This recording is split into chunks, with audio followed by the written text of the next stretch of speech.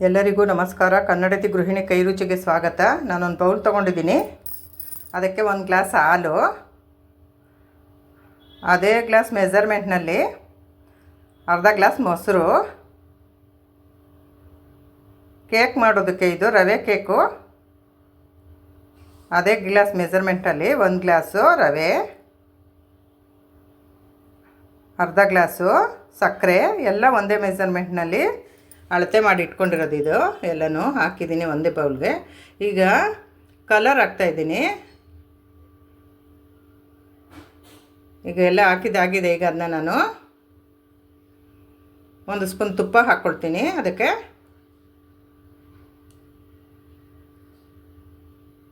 ಸ್ವಲ್ಪ ಏಲಕ್ಕಿ ಪುಡಿ, 1 ಅರ್ಧ ಸ್ಪೂನು. ಈಗ ಅದನ್ನೆಲ್ಲ ನಾನು ಮಿಕ್ಸ್ ಮಾಡ್ಕೊಳ್ತೀನಿ 1 ಸ್ಪೂನಿಂದ. ಹೀಗೆಲ್ಲ ಚೆನ್ನಾಗಿ ಮಿಕ್ಸ್ ಮಾಡ್ಕೊಳ್ಬೇಕು. ರವೆ ಕೇಕ್ ಮಾಡೋದಕ್ಕೆ ಚೆನ್ನಾಗಿ ಮಿಕ್ಸ್ ಮಾಡ್ಕೊಳ್ಬೇಕು. ರವೆ ಕೇಕ್ ಮಾಡೋದಕ್ಕೆ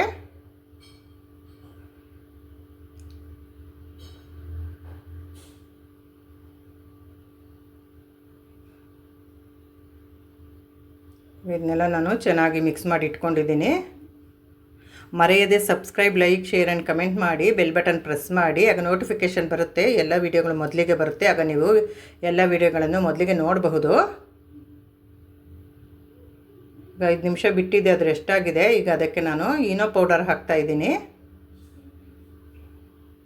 1 ಪ್ಯಾಕೆಟು ಈನೋ ಪೌಡರ್ ಹಾಕ್ತಾಯಿದ್ದೀನಿ.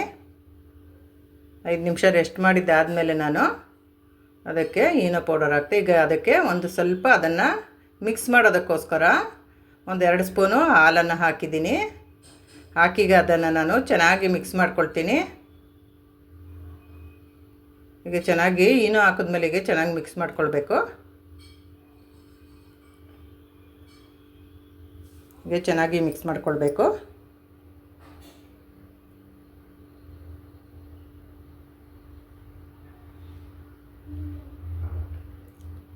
ಈಗ ಇದು ಮಿಕ್ಸ್ ಮಾಡಿದ್ದಾಗಿದೆ.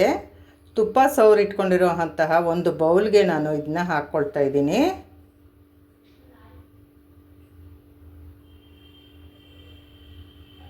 ಈಗ ಇದು ಹಾಕಿದ್ದಾಯಿತು. ಈಗ ಅದಕ್ಕೆ ನಾನು ಸಣ್ಣದಾಗಿ ಕಟ್ ಮಾಡಿ ಇಟ್ಕೊಂಡಿರೋ ಅಂತಹ ಗೋಡಂಬಿ ಮತ್ತು ಬಾದಾಮಿಯನ್ನು ಪೀಸ್ ಮಾಡಿ ಹಾಕ್ಕೊಳ್ತಾ ಇದ್ದೀನಿ. ನಾನು ಪೀಸ್ ಮಾಡಿ ಹಾಕ್ಕೊಳ್ತಾ ಇದ್ದೀನಿ. ಹೀಗೆ ಇದೆಲ್ಲ ಹಾಕಿದ್ದಾಯಿತು. ಈಗ ಸ್ಟವ್ ಹಚ್ಚಿ ನಾನು ಬಾಣಲೆ ಇಟ್ಟು ಅದಕ್ಕೆ ಒಂದು ಸ್ವಲ್ಪ ನೀರು ಹಾಕಿದ್ದೀನಿ. 1 ಗ್ಲಾಸು 1.5 ಗ್ಲಾಸ್ ಹಾಕಿದ್ದೀನಿ ನೀರು. ನಾವು ನೋಡ್ಕೊಂಡು ಹಾಕ್ಕೋಬೇಕು. ಸ್ಟ್ಯಾಂಡ್ ಹಾಕಿದ್ದೀನಿ. ಅದರೊಳಗಡೆ ಕೇಕಿಂದು ಬೌಲ್ ಇಟ್ಟಿದ್ದೀನಿ, ರೆಡಿ ಮಾಡಿ ಇಟ್ಕೊಂಡಿರೋಂತಹ. ಅದ್ರ ಮೇಲೆ ಒಂದು ಪ್ಲೇಟ್ ಮುಚ್ಚಿದ್ದೀನಿ. ಅದನ್ನು ಒಂದು 20 ನಿಮಿಷ, 20ರಿಂದ 25 ನಿಮಿಷ ನಾನು ಬೇಯಿಸ್ಕೊಳ್ತೀನಿ. 20ರಿಂದ 25 ನಿಮಿಷ ಬೇಯಿಸ್ಕೊಂಡ್ರೆ ಕೇಕು, ರವೆ ಕೇಕು ರೆಡಿ ಆಗುತ್ತೆ. ನಾವು ಹೀಗೆ ಬೇಕ್ರಿಗೆ ಹೋಗಬೇಕು ಅಂತ ಏನಿಲ್ಲ. ರುಚಿಯಾಗಿ ಮನೆಯಲ್ಲೇ ನಾವು ಕೇಕನ್ನು ಮಾಡಿ ನಾವು ಮತ್ತು ಮಕ್ಕಳು ಎಲ್ಲರೂ ತಿನ್ನಬಹುದು. ಚೆನ್ನಾಗಿರುತ್ತೆ ಇದು ತುಂಬಾ ಕೇಕು ತಿನ್ನೋದಕ್ಕೆ. ಈಗ ಇದು ಬೆಂದಿದೆ.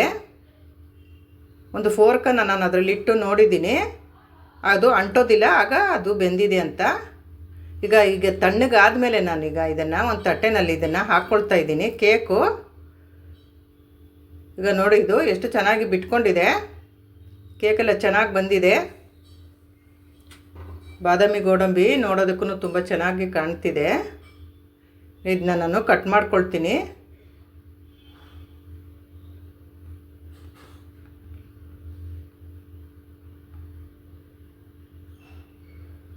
ಹೀಗೆ ನಾವು ಯಾವ ಥರ ಬೇಕೋ ಆ ಶೇಪಲ್ಲಿ ನಾವು ಕಟ್ ಮಾಡ್ಕೋಬಹುದು ಕೇಕನ್ನು. ಕೇಕು ತುಂಬ ಚೆನ್ನಾಗಿ ಬಂದಿದೆ.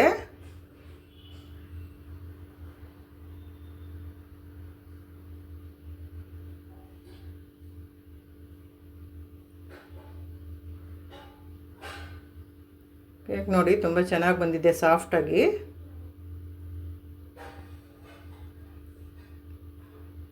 ನೋಡಿರಿ, ಸ್ಪಾಂಜಿಯಾಗಿ ತುಂಬಾ ಚೆನ್ನಾಗಿ ಕೇಕು ಬಂದಿದೆ.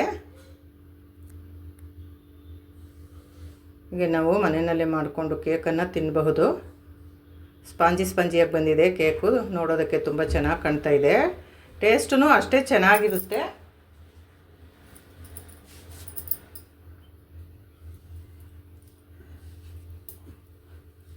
ತುಂಬಾ ಕೇಕು ಚೆನ್ನಾಗಿ ಬಂದಿದೆ. ಹೀಗೆ ನೀವು ಮನೆಯಲ್ಲಿ ಮಾಡಿ ಹೇಗಿದೆ ಎಂದು ಕಮೆಂಟ್ ಮಾಡಿ ತಿಳಿಸಿ. ನೋಡಿದ್ದಕ್ಕೆ ಧನ್ಯವಾದಗಳು.